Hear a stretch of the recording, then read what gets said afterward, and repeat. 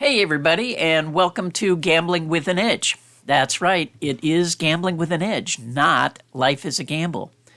Reports of our death were exaggerated. So, yes, we will occasionally be doing episodes of Gambling with an Edge. They won't be every week, they won't be exactly an hour long. We're just going to do them when things come up and we think, oh, we should do an episode. And so here we are for today's episode, which we talk about Super Bowl 24, and in addition, we talk to some of the things going on in Las Vegas. I just wanted to also say you can always get a hold of me at lifeisagamblepod@gmail.com, or you can find me on Twitter at RWM21. Now here's the show.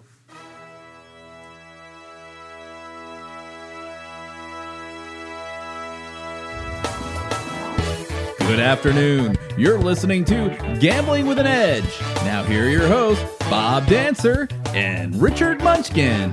Good afternoon. Welcome to Gambling with an Edge. I'm Bob Dancer. And I'm Richard Munchkin. Now, Gambling with an Edge doesn't do many podcasts anymore, kind of somewhat randomly. But today we have on Anthony Curtis and Frank B. We're going to be talking about the Super Bowl, which is being held in Las Vegas, and it's the first Super Bowl ever with a Taylor Swift aspect to it. And we have other things to talk about as well. So, Anthony and Frank, welcome to Gambling with an Edge. Hey, guys. Hey there. Thank you. All right. So, every year at Super Bowl, the Westgate gives out a big line of props. Pros stand in line, get to make one bet, and then they go to the back of the line, and it lasts forever. Anthony, you were there this year. How did that work? There was no line. I showed up about an hour after the opening, and I was absolutely shocked. There wasn't a single person in line. I've been to, I don't know how many of these, 15 or so, 16, and it's diminished over the years, but in the beginning and years after, when I started going, the lines would be around the corner and would last for hours and hours. So I got there an hour late figuring, it would still be going, and there was not a single person in line. There was only one person I knew. I saw Fezzik there. It's just a changing of the guard, the way it is. And apparently they came out online, a couple of days earlier. And that scene is over. It's just gone. It used to be the big reveal, and it was absolutely a nothing. I was shocked. Do you think Westgate will try to preempt people like in the future so that because that was kind of a cachet that they were the first, right? That they would put out the props first. Do you think they want to go back to that? I think they would if they could, but I mean, they've lost a lot of their, Frank can speak to this probably better than I, but they've lost a lot of their fire in a lot of ways. They were the super contest. They were it. And that just, that title got heisted by Cirque. So the Cirque contest absolutely crushed Westgate now. Others wanted to have their props out first. And, as we got more into the digital age and online books and sports betting around the country, other places just hopped up in front of them, and I don't know if they'll ever be able to get that back. What do you think, Frank? Well, I think that the big problem with them trying to be first is that the way they go about it is they are very deliberate, and they take time, and they have a big template that they use every year, and it's just not automated. So they're doing things more by hand and involving recency, and these DraftKings FanDuels, they're just almost literally pushing a button for this to update the things that they did last week, because they offer a big menu like that every week. So on Monday morning, DraftKings was up, FanDuel was up, ESPN had some stuff up, and it sort of takes the air out of the balloon for Westgate because they go about things a different way, a better way, a more competent way, and a more responsible way. But that's just the way it is. So I think that's a thing of the past. I'm being the premier of the lines. It's the unveiling of everything because they do things that other places don't. But the days of them being, the premier of everything and anything that's going to be Super Bowl, those are long gone. See, that was going. I was say that's what's going on with these places like FanDuel and DraftKings is it's all algorithmic. You know, they've got all their stuff. They pop it in and they simulate these things a million times in 10 seconds or less. You know what I mean? And so they can beat anybody to the punch on this and get reasonable lines, you know, for sure. Even with Westgate, where they have things maybe that other people don't, when they open them at the Superbook, do they put them on their app at the same time? So you don't really have to go down there? There's a slight delay. I believe there's a slight delay. I wasn't checking in real time last night, but that would even take the air out of the balloon even more if you didn't even have to show up for it. So usually by the end of the night, yeah, and the line died down. So who knows when they put them up? I'll have to ask some guys that were there, but they kind of listen, they used to keep the sheet secret for a day or two. You couldn't get a sheet for a day or two. Now you can go right online an hour or so after and get the whole sheet. They literally hand them out to you. Like last year, they handed them out standing in line. So I'm standing in line and they just go, here's a sheet. So yeah, I mean, you got to keep up with your competition. And the competition says, you know, we're going to play these games. We're going to get the stuff up early. We're going to make the information available to you. And they had to follow suit.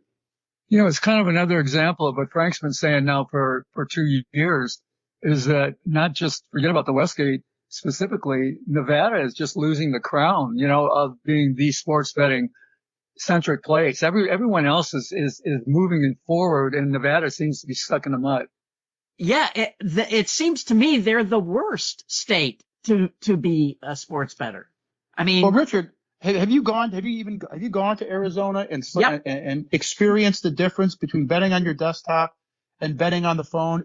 We're getting to the point where we have to start calling this archaic. Why they can't get it done, I don't know. Yeah, and not only do you have to bet on your phone, you can't open the account unless you actually go to the casino. Whereas in Arizona, you can open an account, you know, from your home in your underwear. It's absurd how bad it is here. And the original thought as to why they're doing this once the other states started to open up is that, Vegas guys, you got the reputation. Vegas guys those are the sharp guys. The sharp guys all move to Las Vegas, apply their trade there. And so we're not going to make it so easy on them. We don't want them having this that's too much access. We start to lose control when that happens. That was the thinking. I'm not so sure that that's what it is. I don't know if they're just lazy or a bit arrogant saying, oh, well, we're Las Vegas. We don't have to do that. But whatever it is, it's definitely just because it cost a bunch of sharp guys moving out of town to better states. That's not no big loss for them. But it's still, they would do better business if they could just get the website stuff going and make it more easy, more impulsive for somebody to get money into an account where they could just get on their phone. They could be sitting on the toilet. Okay, I just deposited to Westgate. I just deposited to MGM. You can't do that. You can do that everywhere else. Yeah. I mean, and there's at least one casino I know of where their attitude is, we're not going to take more than $500 on the app because if they come into the casino, they might play, so they want people to go to the casino, which, just seems stupid to me. Right. They can't get what their game plan actually is. Because it used to be in the old days, yeah, we will provide things that we don't really make a lot of money on in the casino just to get them in and bring the wife in, and they'll play slots and all that. They can't figure out what they want to do. And, it's definitely costing them and they're falling further and further behind. Well, that was the whole thing about, contests. They were doing contests where you'd have to come in every, week during the football season to put your picks in. And now you're there. And now that's all changed too. Any contest you do, you can now put your picks in, through the phone, mobilely. It's just everything's changed. The whole world has changed. They tried to keep it a certain way and technology just took it to a point, and Nevada's just been real slow to go along with it. Yeah, it was the same arrogance. They killed the horse business here 25 years ago too, when they passed a law saying we're not going to give anybody a rebate. And all the big horse players just moved offshore, moved out of town, Okay, so getting away from Nevada situation on the Super Bowl prop bets, generally they continue to get harder and harder to beat. Are they Is it more of the same this year? The books are getting smarter and the edges are smaller. Have you been able to evaluate that, Frank? Well, it is still early in the betting cycle for the Super Bowl, but you see the trend that has been going for years because of the introduction of the new books, and basically things flatten out more, things get straightened out more because there's just more players throughout the whole country that will have money on deposit and will straighten things out. So I would say that the primary players and primary props, those are A, not that difficult to make lines for, and B, any inefficiencies get ironed out, including anticipation of which way the money will go, which when it comes to those kind of things usually is in, I guess you would say, the positive direction, for things to happen, for guys to go over. So the strategy has been, if you're going to adjust your strategy, is to target secondary type bets and secondary type players where there's a lot more variance and questionable methodology when it comes to making lines for those guys. Because it's not tough to make a line for Patrick Mahomes. It is difficult to make a line for Kyle Juszczyk, which, by the way, reminds me of a blackjack ball question, because if you can spell Juszczyk, I'll buy you dinner. You remember the one where it was, can you spell Krzyzewski? Oh, yeah. Yeah. And I couldn't do it. And I watched basketball. I couldn't do it. There's too many Z's and C's. And I got the K right. Right. Coach K. So, I would say that your strategy should be shifting to look at what they would call derivative secondary markets, including the fringe players that don't normally get lined during the course of the regular season. And there you can find areas where they are not as sure of what they can do. And, it's going to come down to your evaluation of how that player is going to be used. And you got to use some pretty solid fundamentals to come up with something to make a line for a guy who only actually gets a touch in 2/3 of the game he appears in. But they're putting lines up for guys like that. What about the bridge jumper bets? Historically, no safety has been a solid bet mathematically, but when it goes wrong, it goes really wrong.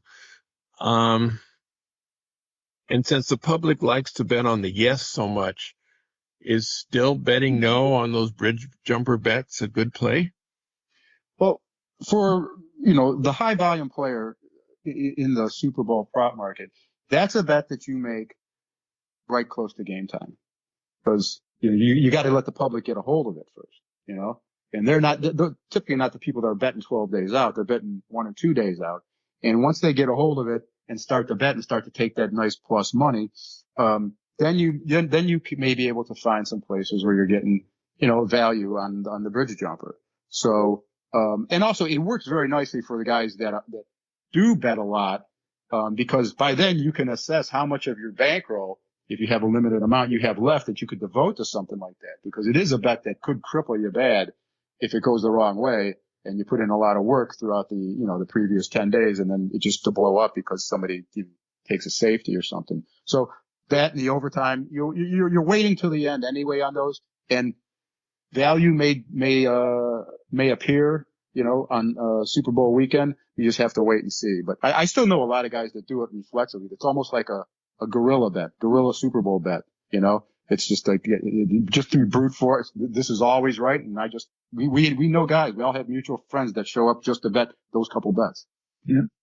Well, it also used to include more things like no fourth down conversion or things which are not bridge jumpers anymore. Yeah, well, the two classic bridge jumpers are the OT and the safety. I come up with all kinds. I mean, you can bet no origami now, which is half people don't. Origami is will there be a I just saw Richard shake his head. Like, what's origami? I have no idea what that is. Well, it's these little paper mache things. Yeah. No, it is I believe the origami is, will the same player score both a touchdown and the subsequent extra point? The 2-point conversion. So it was done not too long ago. I don't know if, a guy that could do it would be somebody like Lamar. He could do it.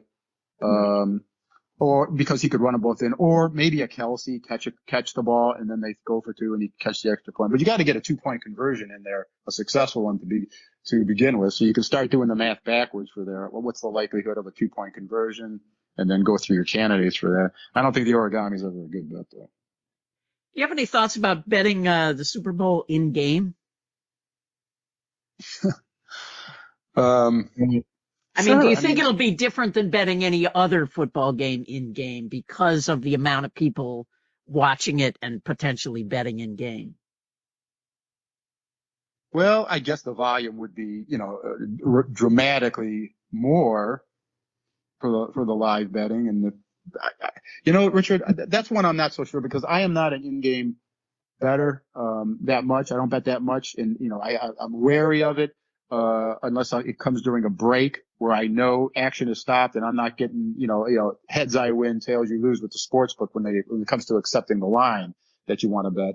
So I definitely don't make the attempt to do it. So I'm kind of the wrong guy to ask about the live betting, but I think just when you just try to reason it out, I'm guessing you might get something pretty decent, I mean, an avalanche of money comes in anytime a key guy looks a little wobbly and they take him off the field and then they go to commercial. All of a sudden you get a bunch of action. Oh, he might be out. He might be out. And then they see him comes back for a commercial. There he is. He's getting ready to go back in and then everything snaps back. So, if you want to sit there and pay that much attention to the screen during the game, God bless you, probably can find something worth doing. Yeah, then you can't go to the parties and have fun, though. What good is that? So speaking of the parties, where are the good Super Bowl parties this year?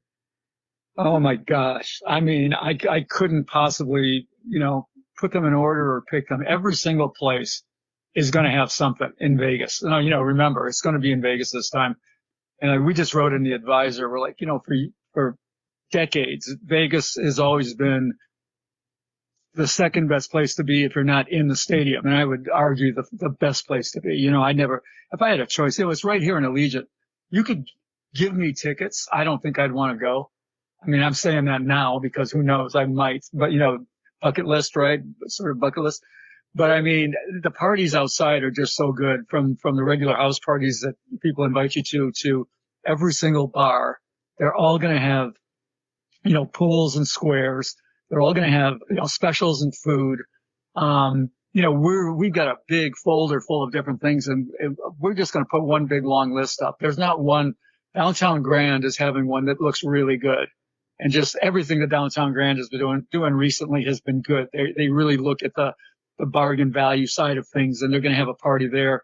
That's one that sticks out for me, but you just can't go wrong. And as a fail-safe, just walk into any sports book and it's going to be absolutely madness. Just because the game is here. I don't know why all these people are going to go, it's really cool. I want to be outside of where the stadium is, so more people are going to come to Vegas like that. But I don't have a specific recommendation there except unless it was the Grand, but it just doesn't matter. You just can't go wrong. Mm-hmm.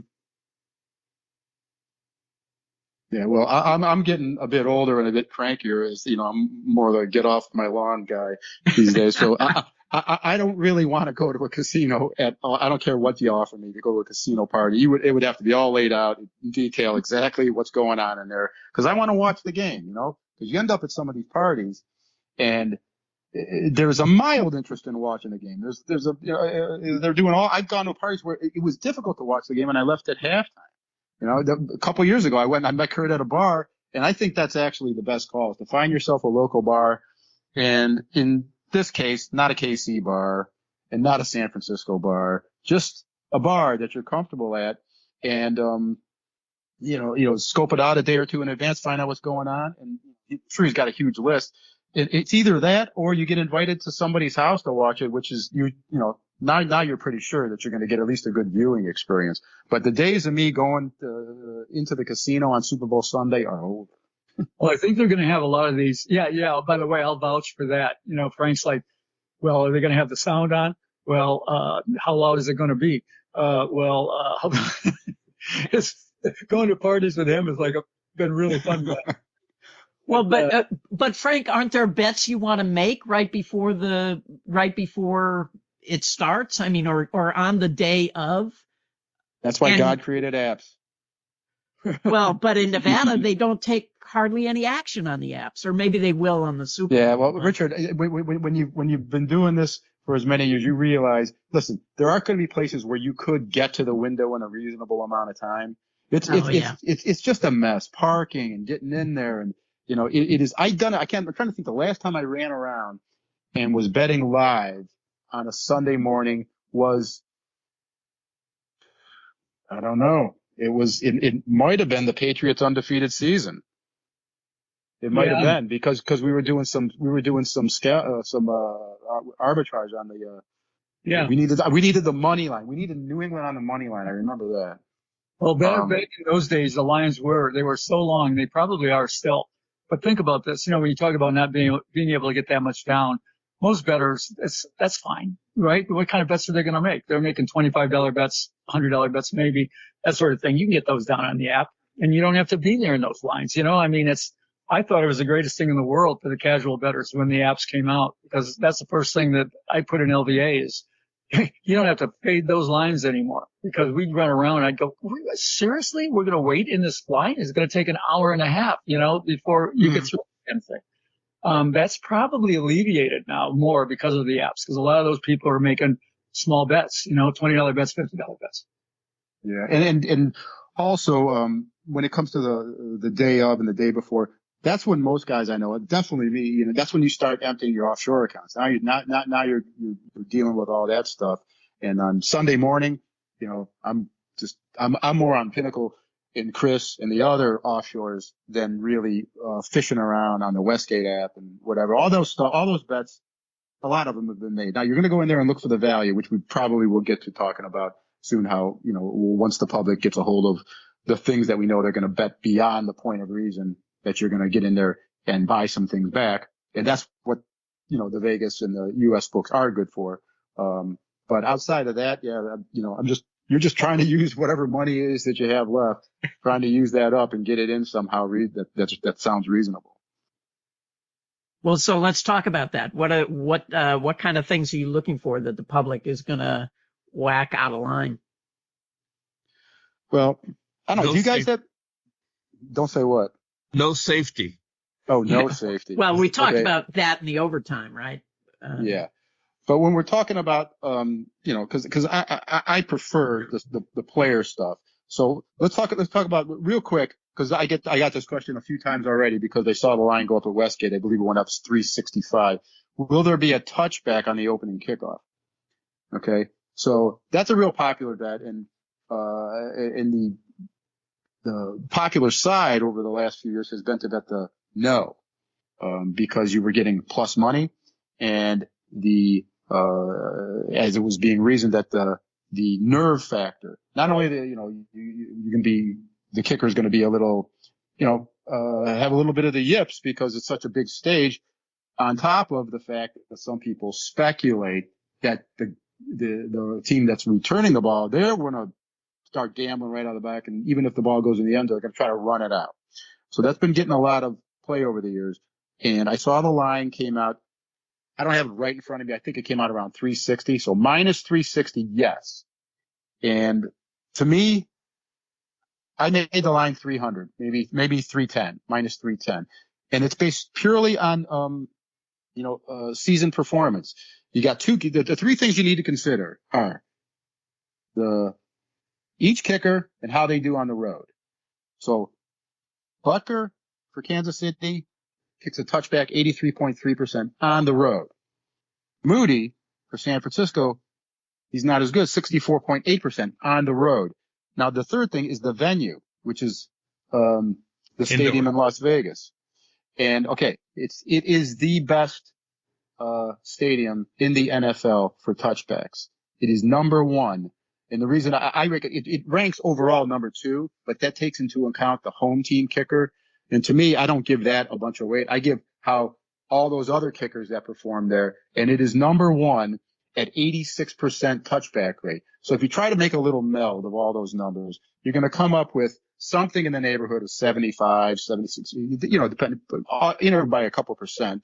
And, it's fine. That margin of error is fine. When you come up with something about minus 300, maybe minus 320, And that's what it is. It's that number sits right in the middle of minus 360 plus 280. So it's no play for me on the opening kickoff.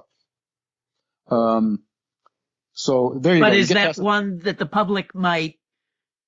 public likes to get involved in? And Yeah, they love might that. push it. They love that plus money on that. And then, lately they've been betting the last few years most of the action and the talk is about betting no, there won't be a touchback because of the reasons that I just described. And then the other thing that was in play in the playoffs that sometimes happens, and for right out of the gate, you have, something going down is who will receive the opening kickoff and how that affects all the different props. And fortunately, in this game, that's not in play because the team that would have taken the ball had they won the coin toss, the Detroit Lions, got knocked out.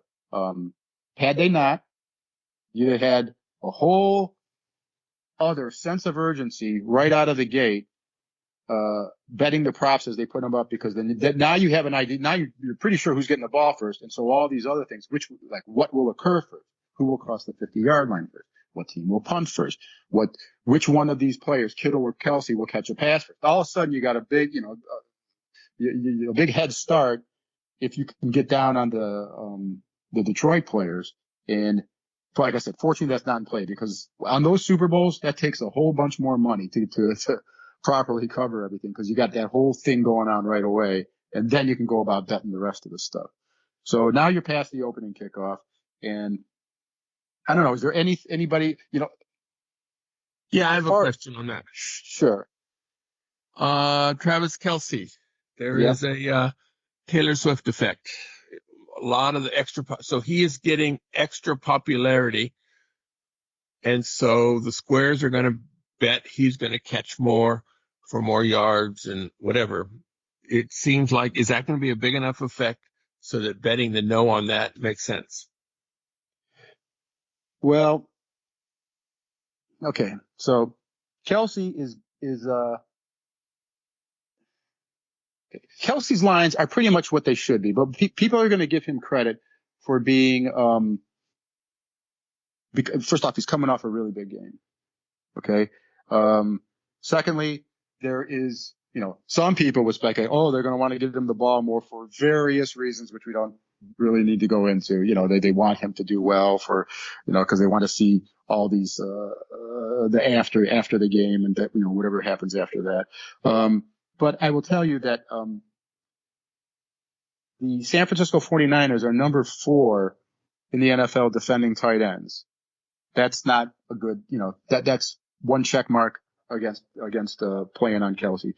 The lines are already much higher than what I do first is I calculate all the medians with no other thing. I just say, I don't want to know his median for the season. I'll start to filter things out for, a change in, say snap count or recency, but that really doesn't apply to him because he's on the field all the time and he's always going to be a target. Well, Kelsey's median is 6 receptions, and the line right now is anywhere from 6.5 to a heavy over to 7. So he's getting all the credit in the world and a little more for being able to overperform his seasonal average. The yardage is kind of in line with what he normally is, but the catches are up there, and I will have to say that the long catch is also in line at around, I think I saw 21.5, and that's what I made it.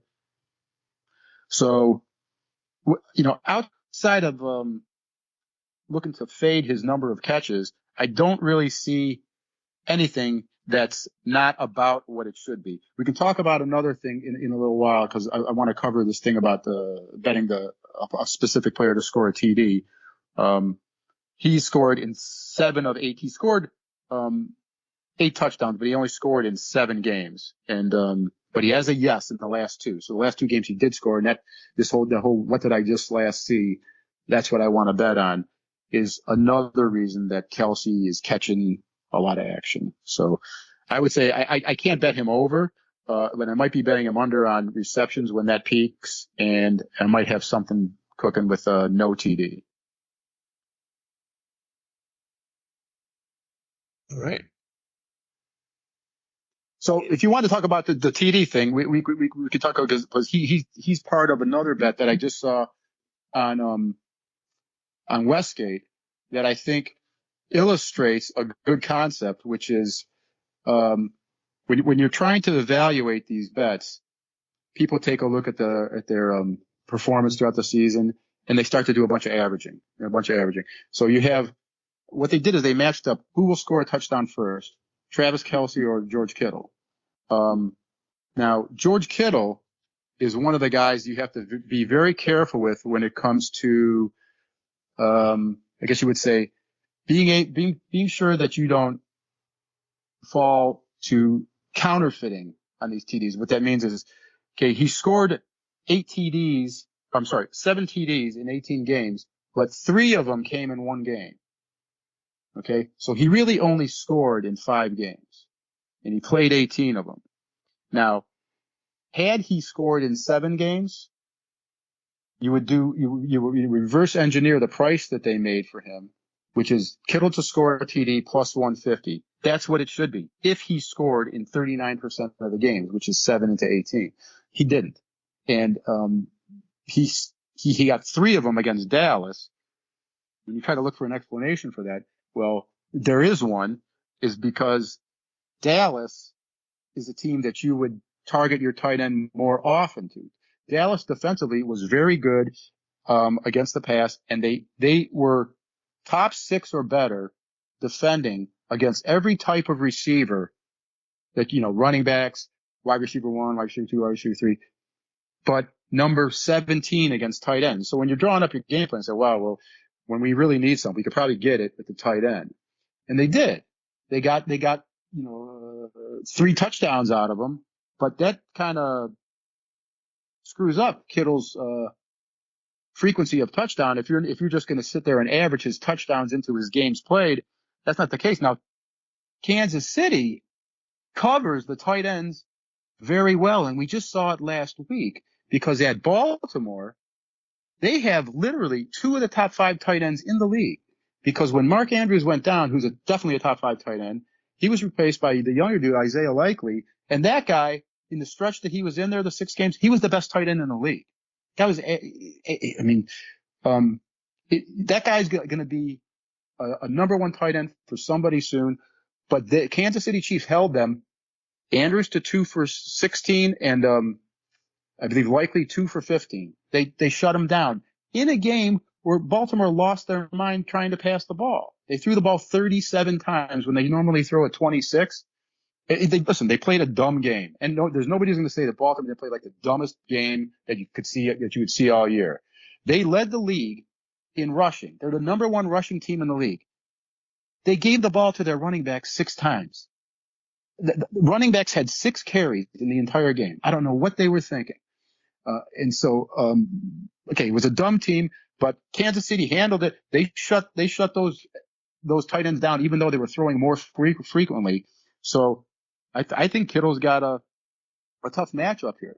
So there's some things regarding Kittle, and not only this little goofball thing going on with his touchdowns, which is mispriced. So when you put Kelce against him to score a touchdown, you may only make Kelce minus $1.40. That's attractive to me, even though I don't think Kelce is going to be valued individually to score a touchdown. I think he, against Kittle, who will score a touchdown first, I think is what the prop is. Yeah, I like Kelce minus $1.40, because when you make the line for Kittle, will he score a touchdown? It's somewhere in the neighborhood of plus 280, and Kelce is plus 163. So even laying 40 cents, that to me is a bet I'm going to be looking to make. Is that one you're going to wait on, or are you going to bet that early? I don't know. I don't have it available to me. I got to either have somebody better for me, or I'll be getting to town this weekend, and then I can run around and get it.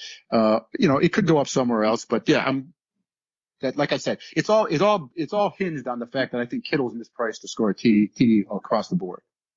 All right. So we've talked about Super Bowl. Hope it's a good game. Let's change the subject a little bit. Anthony, it's a new year. You have a members book rewards book. How is that different this year than it was last year? Oh, it's better. It's a lot better. Things are changing out there a little bit. The casinos are, their gravy train is slowing down a little bit. After the pandemic, people came back and in droves, and the casinos were making money hand over fist like they've never done before. So it was a difficult road for us going out there and dealing with them, getting them to give incentives to anybody. And that's changing a little bit for one thing. I think just the credibility of what we do for some reason has picked up in recent years. So we've got more coupons, more offers than we had last year, but the value of these things and some of the creativity of it is better than it's been in many years. So, real happy. If you look at the numbers here, it's really easy to quantify the value of the gambling coupons. So I'll talk about that mostly, but in general, if you used everything, I mean, we've got some really good room discounts. We got food, we got drinks, we got attractions, we've got shows, the whole thing. It's like about 2,500 worth of value. It's crazy, man. It's like people ask me about it and they go, how many subscribers do you have? How many numbers? And I'm like, well, we vacillate between 10 and 15,000. And everybody, and when I say that, I shake my head. We ought to have 115,000 in Vegas alone just because of the value of this stuff. But it's a great book. It's a very, very good book. And I pump it up every year, and people go, man, you're such a carny salesman. I'm like, no, it's the reality. People just don't believe it. Yeah, the first thing I noticed, because I just got mine the other day, and the first thing I noticed was a 3-to-1 on blackjack coupon and a 2-to-1 on blackjack coupon. And those two coupons alone, right, are just. I'll give you the lowdown on that, because that was an interesting one. For years, we've had two casinos that have paid 2-to-1 on your first blackjack for a bet of up to $25. So the way to play that is to play a constant 25s, all the way through, and you've got an edge on the whole thing. And the two casinos are Silver Sevens, and which used to be Terribles, and before that was whatever, Continental, on and on. But Silver Sevens and Golden Gate, they've always done this, and every year I kind of hold my breath. It's like, are they going to do it again? Because it's such a cool coupon. It's so much fun, because it's not a hit and run thing. That's why they like it. You give somebody a match play and they walk, and we've got plenty of match play in this one. We've got like two $50 match plays in here and two $25 match plays. But a lot of players will play it once and leave.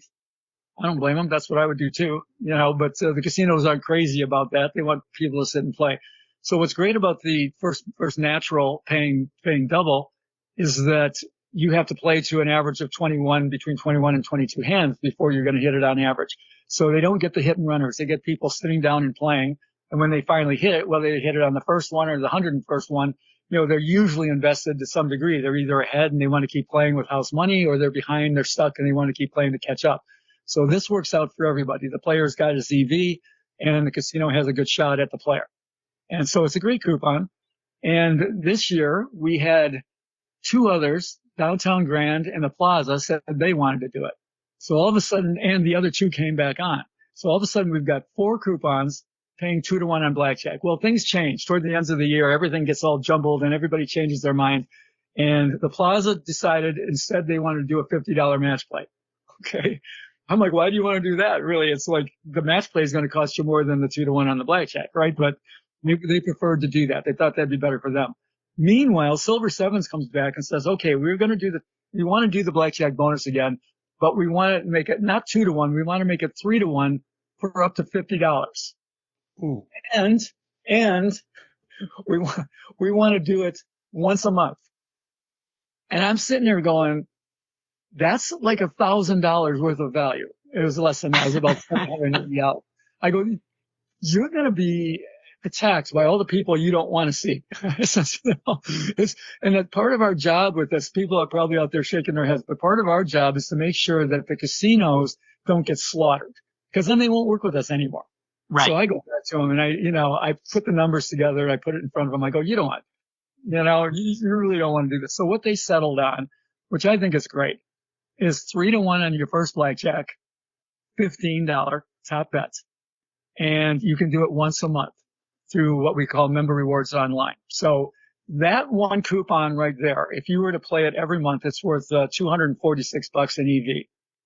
And what's really interesting about this just shows you the value in it. And in reverse, it shows you the damage that 6-to-5 pays. is that the casinos that are doing the normal $25 maximum at 2-to-1, the value of that coupon is like a little over $10. All right. So they're giving up $10 in EV. The $15 one at 3-to-1 is worth $20.50. So just jumping from 2-to-1 to 3-to-1, but down from 25 to 15. If you can follow this, it's worth more than double. That's how powerful the blackjack bonuses are. That's how much it hurts you when they cut it back, like in a 6-to-5 situation. You know, it's really ironic that that's Silver Sevens, because when Terribles opened, they had a 2-to-1 on blackjack promotion with a $500 max. Oh yeah, I remember that. Yeah, and at midnight when it started, every single spot went from $5 to $500. Yeah. And, the color drained out of everybody's face, and it didn't last very long. They realized, oh, maybe we made a mistake here. Yeah, I remember walking through there, and it was like every chiseler I'd ever known. It was like the chiseler reunion. I mean, everybody there, I couldn't even get a seat. I remember that. So Well, they came, there are a lot of chiselers who can't afford to bet $500. So it was those the are higher ones that were end. selling their seats. They were selling their seats. They were sitting Yeah. on the seat and Yeah, then selling it.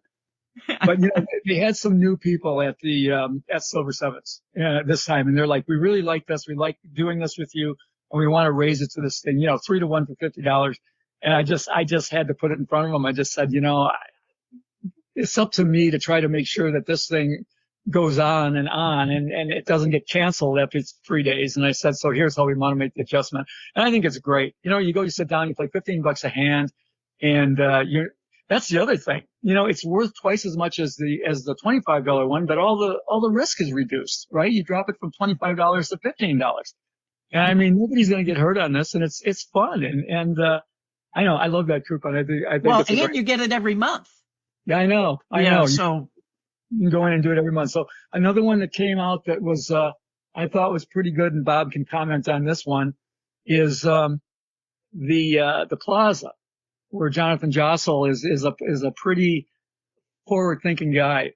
He comes to me and he goes, "What if we were to put a bonus on a Royal?" And I go, "Well, a lot of places do bonuses. They'll put 150 or 200 on the Royal or something." He goes, "No." He goes, "I want to do 500. I want to do 500 on the Royal." I go, "Well," I said, "if you put the 500 on the Royal and your quarter games out in the casino, it's still negative." I go, "A $1,500 Royal isn't going to do anything." He goes, "No, we'll make it only in the Sand Dollar downtown, which is their bar down there." Now the machines in there are different. On the quarter machines, they're the same as outside, but inside on 50 cents, they've got some good games. The best one being 9-6 bonus poker deluxe. So that's like a 99.64% return. You put the 500 on it, and all of a sudden you're 101% or so. So that's another one that we've got. Now you can't cash that until you hit you got to sit there and play to the Royal. But literally, if you were to play it to conclusion on average, it's worth like about $148. Right, Bob? That sound about right to you? Something like that, but Royals are hard to hit. Yes, they are. Wise man. Yeah, but I mean, wise think man. about that from their perspective. It means you're going to be there. If you're really going to chase that, you're going to be in the Plaza all the time. And you're Right. sitting at a bar. Some guys are going to drink. Maybe they're not going to play that well. I mean, yeah, I mean, I don't know how many of the normal civilians are going to chase a Royal like that, though. But here's the point. You don't have to play it really to conclusion. If you're going to play and you want to play, you come to Vegas and you go, "I'm definitely going to play video poker, and 50 cents is cool with me. So I'm going to play there." And you don't have True. to play it. If it happens, it happens. And all the great stuff is, and Bob's been the preacher of this forever. It's not about your final score. It is about your final score, but it's not about your score today. Is the way he always likes to say it. And as long as you're playing with an edge, you're doing something right. So everybody is coming out of this ahead. And that's what we strive for when we put these deals together. I didn't know anything about Jostle at all, but I just recently discovered that the Plaza has a podcast called On Main Street. Yeah. And he's the host of the podcast. And I was really shocked at one of the episodes I was listening to, it might have been the one with Sal Piacente, or I don't know. I saw some episodes. I was like, oh, this looks interesting. But I was very impressed. He totally understood the advantage slot players that were down there. And I don't know. He came across as a very sharp guy to me. And I mean, he's not throwing out the slot players unless they're being abusive or whatever to other customers. And yeah. Anyway, I just was impressed by him after hearing him talk. He's a very progressive, forward-thinking, GM or owner or, whatever his president, his situation is there. He's the guy. He's in charge. And he's very thoughtful about what he does, and he's willing to give a fair gamble in a play. I mean, famously, there was the thing where they were paying the 30% bonus on taxables, and everybody, flew in there and started playing Keno. We're doing a book called The Advantage Players by Michael Kaplan. And this is all written in one story about a guy named Eddie Teams. And Jostle is in there, where he talk about Jostle walking up to Teams and going, I'm going to get killed on this promotion, right? And Teams goes, yeah, you are. Actually, Frank, it wasn't Teams, it was Miller in the story who was playing with Teams. Yeah, but anyway, and Jostle, and the guy goes, are you going to cut it off now? And he goes, nope, I said I'd run it till midnight, and I'm going to run it till midnight. And they lost tens of thousands of dollars, but he did it, and he learned a lesson. I've been on Jostle's podcast. I've been on that podcast, and he asks really good, solid, smart questions. He's a good guy. This is a good place. The Plaza's got like 7 or 8 coupons in the member rewards book, including 2-to-1 food at 3 of their outlets, a $50 match play, even a bingo deal, some slot play. I mean, they get into it. I love the Plaza. I think it's a great place. It's also, I think, the only place downtown that has single zero roulette. Yeah. I mean, he is trying to, give a better gamble to the players. He wants it to be a gambling joint. He wants to go back to the way that it always was. I mean, they've got a great restaurant there with Oscars. So they've got all of that. But it's downtown. They don't have retail. They don't have a show. They don't have all this stuff. They want to make their money on the casino floor. So he's doing things where you've got places like Station Casino and Boyd's. All the Boyd's are downtown, right? And they're tight as a drum. And guys like him and the Downtown Grand and places like that, they're saying, fooey on you. We're going to do it. El Cortez to some degree. We're going to do it. So we're giving some value back, and we're going to make our money in the casino, and we're going to give you incentives to play in the casino. I think that's great. So are they loose with their comps then? I don't know, really. I mean, I hear from people, and I hear that they're pretty good. I don't know, because I can't go in there and play, so I don't know. Yeah. But I know that you get on and they send mailers, and I think overall, yeah, I think that they're aware. And they don't give away the store, but I think, yeah, if you're in there and you're playing, you give them volume, you're going to get things. So, all right. So a couple other things, a couple other points I just want to make. We always look for cool things to do, right? With member rewards. And on this one, we got I think it's 25% off your entire bill. So that includes alcohol and everything else. It might be just food only. I'm not sure, but a place downtown called Taverna Costera. Oh, yeah. Right? Yeah. It's a good, cool new restaurant down there in the Arts District. But the reason I did it, and the reason I thought this was a fun thing to do, is the owner of that place is a guy named Jeff Wong, who's been on our show 2 or 3 times. Yeah. And Jeff wrote, what they call the book on Pot Limit Omaha. He's a terrific gambling analyst. He knows the games backwards and forwards. He's a game developer and everything else. But Jeff owns and runs Taverna Costera. So go, if you're an LVA member, use that one. Go visit Jeff, ask for him. He'll come out and talk about gambling. A very, very cool thing, I think. Yep. He also plays. Bring up. I'm sorry. Go ahead. No, go ahead. Finish. He also plays guitar in a band. The band plays there sometimes. They have a really cool patio on the roof. And patio bar on the roof. Sometimes there's live music up there. And on First Fridays, it's a great place to go because it overlooks First Friday. You're right there. in the middle of it. So, and it's also got a coffee place attached to it called Dragon Alley. So, yeah, it's a great place. I remember, a few years ago, it was one of my recommendeds at the end of the show. So You're yeah. right. That scene on the roof when the band plays is awesome. I mean, it's really great, and the food's good. Yeah, I took some friends there from out of town. They were visiting from Detroit, and I took them there, and they're looking at me. They go, "We don't have anything like this back home," and they loved it. So yeah, Taverna Costera, it's called. Now here's the other thing. The other difference, people, you asked me at the beginning, Bob, what's different about this one? Well, the two things that are different is the creativity and the value of the gambling coupons. By the way, I didn't give you those numbers. Last year our gambling coupons I think it was $410 was the total EV if we were to use them all. This year is $749.50. That's pretty significant. And what we call AI coupons, with AI stands for any idiot, meaning that you don't have to be an expert. You don't have to be playing for Royals. You haven't to do anything. You just play the free play and the match play. Anyone can do it. Any idiot can do it. Over $200, $210. So, the significance differences are in the value, especially in the gambling coupons, but also in the traction that we're finally getting with the online coupons, which we call MROs, Member Rewards Online. We talked about that earlier, how you can download a thing to play the Blackjack 3-1, a coupon to play the Blackjack 3-1 once a month. The other thing that's happening is the Rio, which has been now taken over by a new company.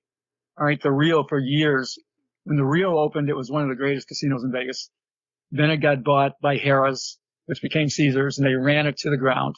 They just destroyed the place. It's now, a dump. And they sold it to this new group called Dreamscape out of New York. And Dreamscape's brought in a bunch of people from the Cosmopolitan, and they're putting $350 million into a renovation of the Rio, and they're trying to bring the Rio back to its glory. Well, part of doing that was working with us, where we haven't worked with the Rio for years because Caesars doesn't want to work with us. And they did we're finalizing a member rewards coupon right now that will be 30% off the room, which is, they're all suites at the Rio and they're renovating all the rooms. So it's a 30% discount off the room and waive the resort fee. So 30% off and no resort fee. Unlimited amount of days up to their maximum, which I think is 14. Yeah, they're pretty, I think they're going to be pretty aggressive because I'm staying there over Super Bowl for 5 nights, and they just sent me a comp. Not being a Cosmo player, having been they sent me a comp for room comp, and they've specified no resort fee. So yeah, they're pretty good like that, because that can be a really annoying thing. You can be a comp player and then they still try to stick you for the resort fee at places, not to mention any names like MGM, for example, but that's a really annoying thing if you're trying to, so use wait, a comp. how, this is, they're brand new. How did you get a comp?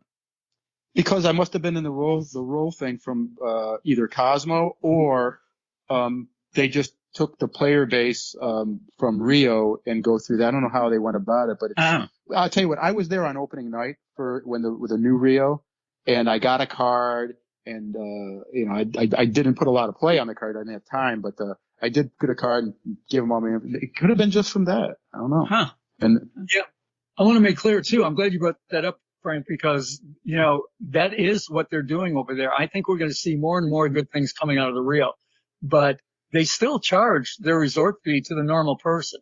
Now, if you get a comp and they're going to waive them, that's a great play.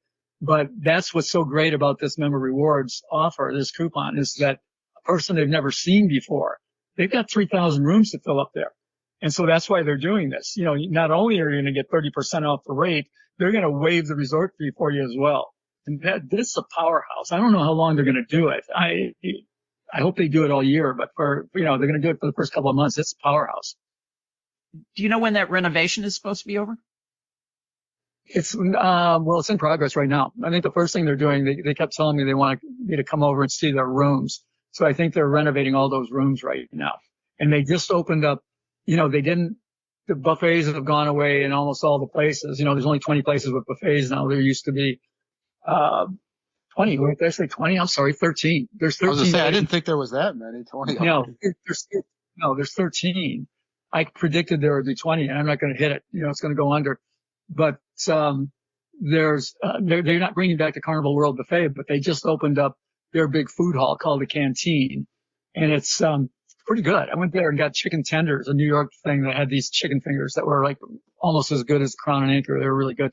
They've got cheesesteak place there. They've got a ramen place there. They're going to split the place up. I mean, if they can bring the Rio back to anything like it was always a gem. You know, right off the strip, it was the place to go. Well, I checked it out before the renovation, and in terms of video poker and slots, they had nothing interesting. So with a lot of machines turned off, and they say new machines are coming, but it was a real yawn in there. So for gambling purposes, it was not exciting. I don't know what. But how long ago was that? Well, a couple different trips. The last one possibly a month ago. Yeah, Oh, really? Okay. Yeah. It surprised me. Now, I mean, I know the GM there. I've known him as a guy I've hung out and had beers with, you know, that sort of thing. And he comes from Cosmo. And what surprised me about it is that they didn't do anything to entice people with their video poker. So I'm going to talk to him about it. You know, I've got his ear, and I'm going to say, look, here's one of the things you ought to be doing. So I don't know if I'm going to have any influence there, but I agree with you about there's nothing there. You know, 98.98 is about as high as they go, right? That's about it. Yeah, and the slots are not competitive with other casinos of that size. What do you mean, Right. like the advantage slots? You're talking Yeah. about the advantage slots? Yeah. They had 3 in the high limit room. God, what's the name of that thing? Ascensions. They had 3 of those in the high limit room. That was the big target, because I was there when they unveiled the machine. They took the rope away and said, okay, we are now the Rio, and you can start playing machines. And it was a foot race to those. But outside of that, I didn't see much. They didn't really change much. That was like the only new thing that they put in there. And they really weren't that good to begin with, you know, prior to the switch over. So. Well, they've got some smart people over there now. I mean, I know a few of them that are over there, and I don't know. I say watch the Rio, just like I said, you know, watch the Downtown Grand. The Rio took this idea of the no resort fee from the Downtown Grand. You know, Downtown Grand did that with us last year and renewed that again this year. So you got 2 places with member rewards that you can go as a person off the street and stay for no resort. They you know, waive the resort fee. And Downtown Grand is another one that's just doing things. They put in a hot dog cart so you can get a hot dog and a beer for $2. They've got a shot in the beer at the bar for $3.50. That's a shot of, like, you know, Evan Walker, I think bourbon or something like that. Really good stuff. They got dollar blackjack there, 2 or 3 tables going all the time. That I'll tell you what, for quarter play, you almost can't do better than at that Furnace Bar, where they have a double machine that starts at 1,200, and it's a multiple progressive, and it's almost always over 100%. I hit the aces with the kicker there. I don't want to ever play that game, but I hit it there the other day on the quarters for almost 900. And I mean, that's high for that machine. That machine was at about 102% when I was playing it. So, I mean, Downtown Grand and Rio, these are places that are working with us. So, of course, I like them, but there's a reason to like them. So I like to promote them. Hey, Bob, when I said that as soon as they opened the gate, you know, sort of figuratively opened the gate for the new machines, that people ran for that Ascension, do you understand why? Well, presumably the reset by the manufacturer when they open them up is more positive, but that was going to be hit immediately. Right. That the soon. default reset displays every possible facet of the game, and because they want to show it all on one screen, the multiplier, the super, and the regular state. It's all there, and it's all at different levels. So the default is actually really good. And you could see it from outside, even though they had it roped off, you could see that it was sitting there at reset. And if you could see every machine, you could see they were all the same. So that's why the people were sitting there ready to, I wasn't going to compete with them running and pushing around to see if we could get on one of those 3 machines. But I was there when they opened it, and people were stalking that place for 2 days because the default on that machine is highly advantageous.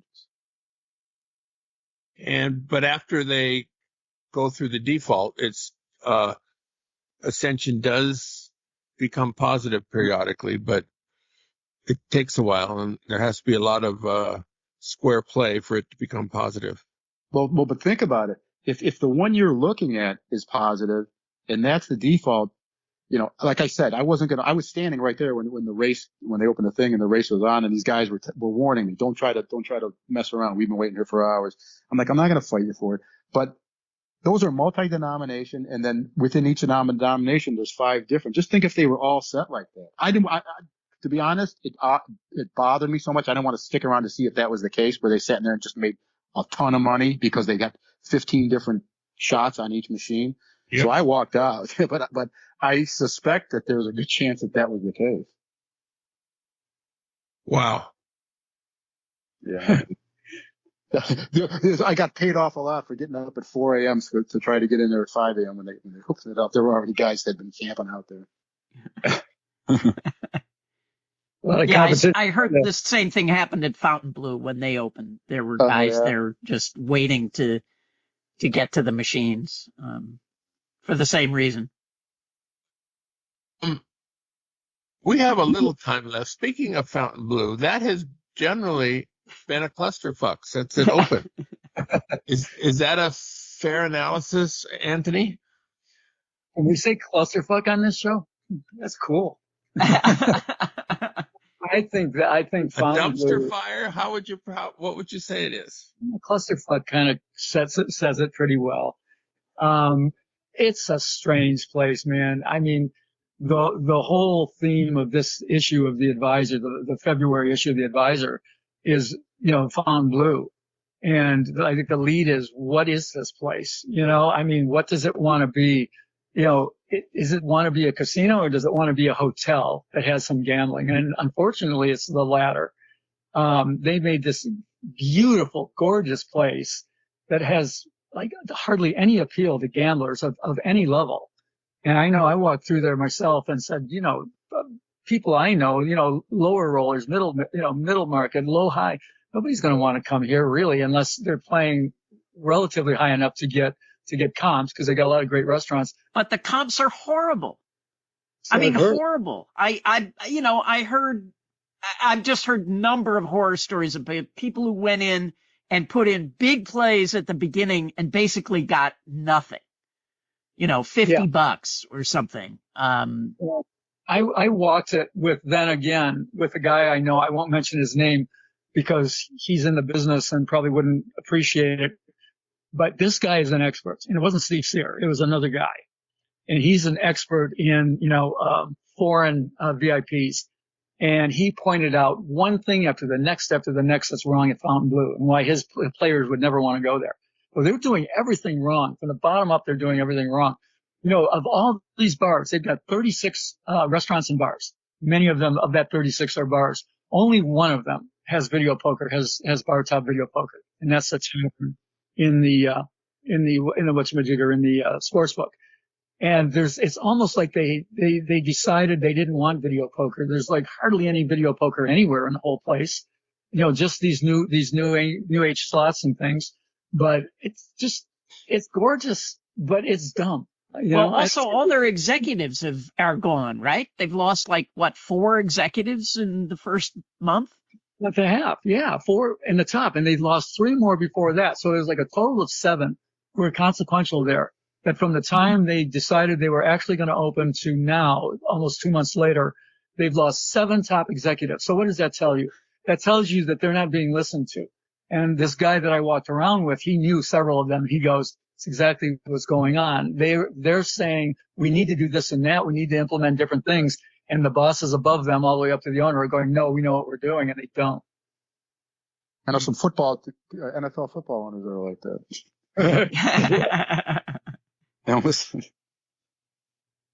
But I mean, it's interesting. You look at something like, all right, so Durango opened 2 weeks in front of it, or 10 days in front of it.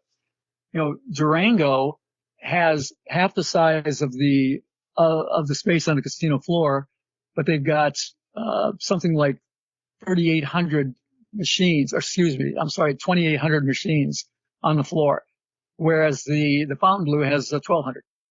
I mean, it's got less than half of what the much smaller Durango has.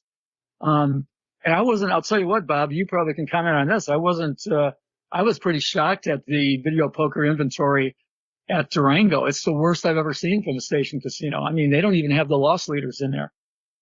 I heard a rumor they had a messed up card when they went in there. Was that true? They had a messed up player card where you're getting like 5x what they intended. I didn't hear that because I don't know why wouldn't it be the boarding pass? I mean, I didn't know you'd get a new card there, wouldn't it? I don't know. What do you think, Bob? I'm sure you checked it out. How sure are you? Actually, I've in December I had a hip replaced, and so I've been spending more time worrying about my recovery than I have going out and checking every last detail. Plus, I'm not station's favorite person.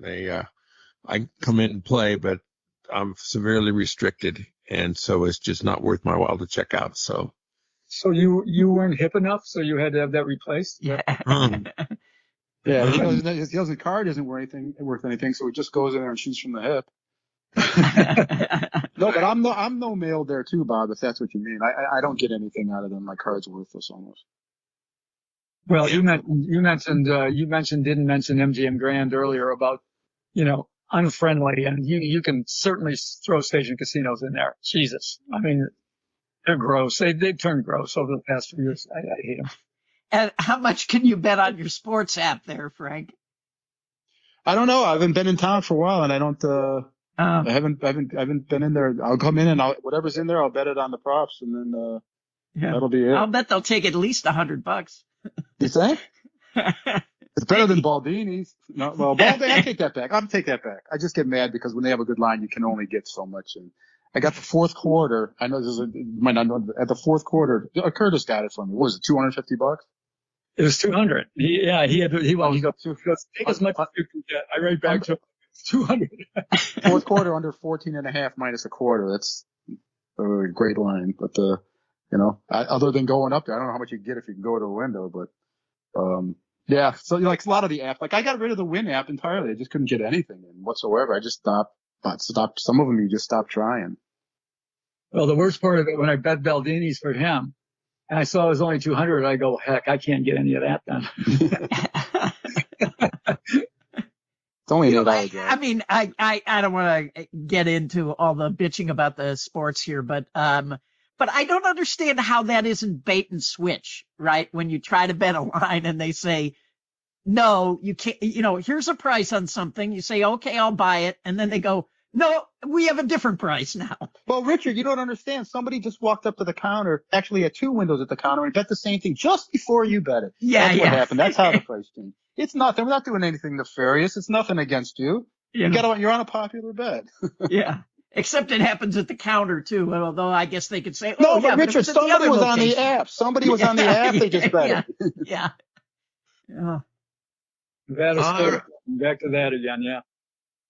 We've had a lot of fun today. We've spent well more than an hour, and I want to. The end of our shows in the past, we had a recommended section. Now I have nothing to recommend. I've been spending more time listening to hip jokes than I've been worrying about what's recommended. So, Richard, do you have a recommended for our audience today? Yeah, I do, because we were talking about Durango. I mentioned on the show a few years ago this great noodle place called Zhang Noodle that is on Flamingo and Decatur. And it's this fantastic Chinese noodle place, but it's really small. And when you go there, you almost always have to stand in line. But they now have a Zhang Noodle in Durango. So, maybe an extra reason for you to go out there and check out Durango if you're a fan of Chinese food and noodles. And, and they make them by hand in front of you. You can see the guy back there, spinning the dough and making the noodles, and great food. All right. Yeah, well, Anthony can speak way more on, because I'm looking for some place to actually watch the game, which we haven't decided yet. But, my basic strategy definitely is going to be to, for the whole Super Bowl, the several days leading up to the Super Bowl, is kind of work around the edges of town, stay away from the hot spots, the crowded places at the crowded times, and, partake of the local establishments. And when it comes for the game, I'm sure we're going to have a lengthy discussion about where the game is going to be watched. But, don't make the assumption that, you know what, maybe it won't be that bad there. Maybe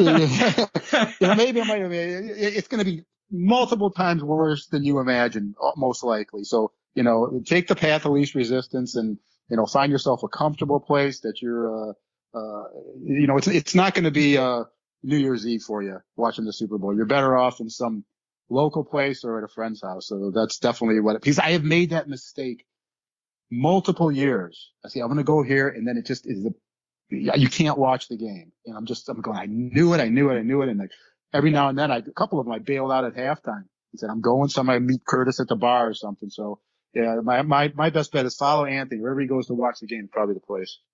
Yeah, and I would stay away from the southwest part of town by Allegiant Stadium. Nowhere near. You don't want to be anywhere near that. Very good. What about Anthony? Anthony, do you have anything to recommend? Well, first of all, I agree.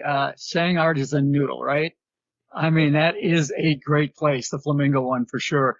And they have something called a beef pancake there, which it sounds weird, but it's not a pancake. It's like a soup dumpling, and they got the best spicy wonton. But that's not so I'm with you on that one. Mine, I just heard of this yesterday. Now, first of all, I'm always looking for oysters. Love oysters. Love to, look for the deal on oysters.